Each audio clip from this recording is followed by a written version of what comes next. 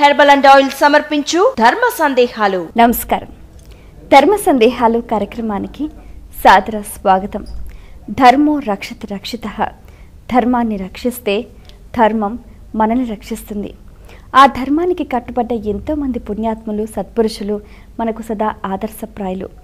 ధర్మాచరణతో జీవితాన్ని గడిపితే సద్గతి లభిస్తుంది అన్నది పురాణ వచనం. దానికి అనుగుణంగా ప్రతి ఒక్కరూ వాళ్ళ నిత్య జీవితంలో ఎన్నో రకాల ధర్మాలని ఆచరిస్తూ ఉంటారు. చాలా సందర్భాల్లో అనేక సందేహాలు కలుగుతూ ఉంటాయి, సహజమే. మరి వాళ్ళ సందేహాలను నివృత్తి చేయడానికి మన ముందున్నారు ప్రముఖ దేవి ఉపాసకులు, అమరావతి సిద్ధాంతి, హస్త సాముద్రిక సామ్రాట్ డాక్టర్ మాచిరాజు వేణుగోపాల్ గారు. వారితో మాట్లాడి మరిన్ని విషయాలు తెలుసుకుందాం. నమస్కారం అండి. నమస్తే. మొదటి ఉత్తరం చూద్దామండి. తప్పకుండా. హైదరాబాద్ నుంచి రేణుక రాస్తున్నారు. మహాశివరాత్రి పర్వదినాన లింగోద్భవ కాలంలో ఎవరైనా అభిషేకాలు చేయవచ్చునా తెలియజేయగలరు అంటూ రాస్తున్నారు.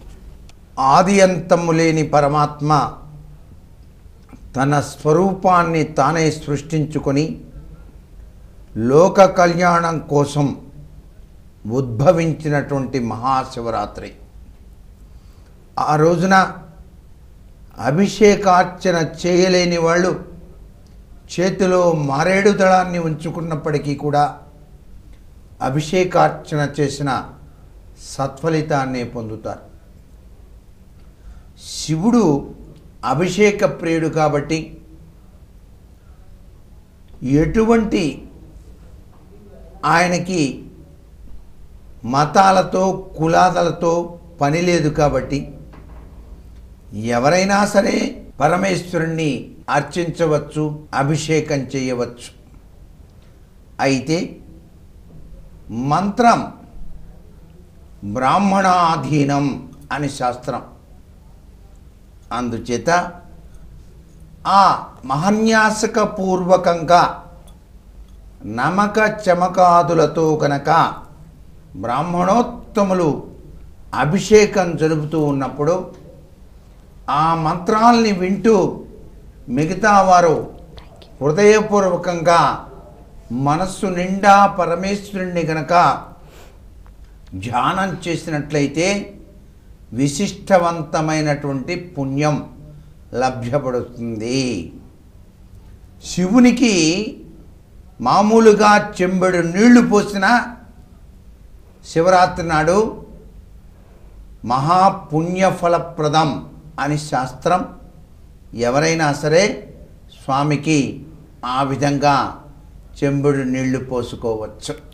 అంటే చిన్న పెద్ద ఎవరైనా, చిన్న పెద్ద వృద్ధ అనేటువంటి తేడా లేకుండా ప్రతి ఒక్కరూ కూడాను శివనామం చేస్తూ అభిషేకార్చన చేసుకోవచ్చు.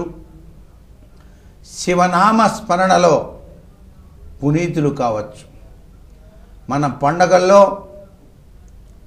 ఆధ్యాత్మికము, భౌతికత్వము అని రెండు రకాలు ఉన్నాయి. కేవలం ఆధ్యాత్మిక తత్వంతో కూడిందే మహాశివరాత్రి. ఈరోజు పిండి వంటలు ఏం చేసుకోం, ఉపవాసం ఉంటాం, పవిత్ర నదీ స్నానం చేస్తాం, జాగరణ చేస్తాం, అభిషేకార్చన నిర్వహిస్తాం. వీటిలో ఏ ఒక్కటి చేసినా మహాశివరాత్రి నాడు పరమపుణ్యం. శివ అనరా చింతలు తొలుగునురా అన్నారు. అందుకే జన్మకో శివరాత్రి అన్నారు. కాబట్టి శివాభిషేకాన్ని మహాశివరాత్రి నాడు అందరూ నిర్వహించుకోవచ్చు. మరి ఉత్తరం చూద్దామండి. కొత్తపేట నుంచి లావణ్య రాస్తున్నారు. 12 ఏళ్ల పాటు బంధుత్వం లేకపోతే మృతా శౌచాలు వర్తించవని అంటారు, నిజమేనా తెలియజేయగలరు అంటూ రాస్తున్నారు. అవినాభావ సంబంధంలో, భావనా పరంపరలో సత్సంబంధాలు లేనప్పుడు మేము వాళ్ళని వదిలేశాం అని చెప్పేసి భావన చేసినప్పుడు వారి వారి గోత్రీకులు కానివ్వండి, లేక దానికి సంబంధీకులు కానివ్వండి, వాటిని త్యజించినట్లయితే మృత శౌచవాల యొక్క ఆ యొక్క మైలతత్వాన్ని పట్టేటువంటి సాంప్రదాయం నేటికి కూడా చాలామంది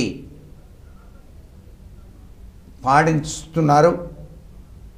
అంటే 12 సంవత్సరాల పైన గనక ఆ బంధువర్గీకులు గనక వాళ్ళతో సత్సంబంధాలు గనక లేకపోయినట్లయితే వాళ్ళకి తెలియటం కష్టం అవుతుంది.